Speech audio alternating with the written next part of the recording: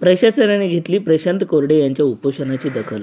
नांदेड दिनांक किनवट नगरपालिकेमध्ये एका संस्थेने खोटे दस्तावेज तयार करून जमीन हडपण्याचा प्रयत्न केला।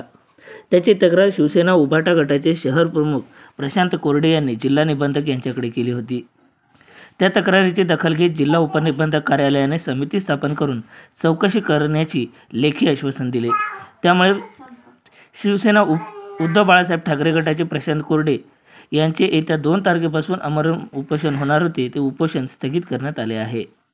तरी प्रशासनाने लवकरात लवकर समिती स्थापन करून योग्य ती कार्यवाही करावी, अन्यथा यापुढे देखील आमरण उपोषण करण्याचा इशारा शिवसेना उद्धव बाळासाहेब ठाकरे गटाचे शहर प्रमुख प्रशांत कोरडे यांनी प्रशासनाला दिला आहे। तक्रार केली होती की किनवट नगरपालिकेची जमीन एका संस्थेने हडपलेली आहे, काय सांगाल याबद्दल? किनवट येथील नर्सिंग गृहनिर्माण सोसायटी यांनी बोगस स्थापन करून किनवट येथील नाही का जमीन हडप करण्याचा प्रयत्न व कायदेशीर कब्जा करून आहे।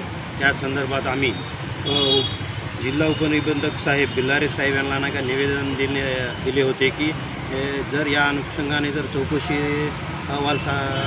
न झाल्यास माझं 2 ऑक्टोबर रोजी आमरण उपोषण आपल्या कार्यालयासमोर राहील। त्या संदर्भामध्ये जिल्हा उपनिबंधक साहेबांनी बिल्लारे साहेबांनी याची नाही का चांगल्या प्रकारे दखल घेऊन या संदर्भात एक चौकशी स्थापन करून 8 दिवसाच्या आत या प्रकरणामध्ये योग्य ते अहवाल नाही का तुमच्याकडे सादर करण्यात येईल व या संदर्भात कोणतीही दिरंगाई व कुचराई करण्यात येणार नाही। जे नाही का यामध्ये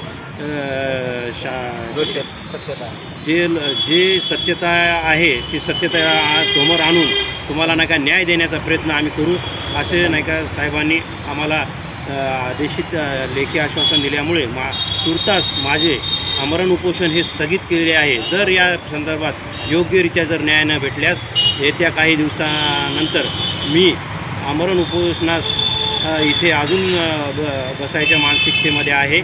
जर याच्यामध्ये जर लवकरात लवकर तात्काळ न्याय न भेटल्यास माझं आमरण उपोषण हे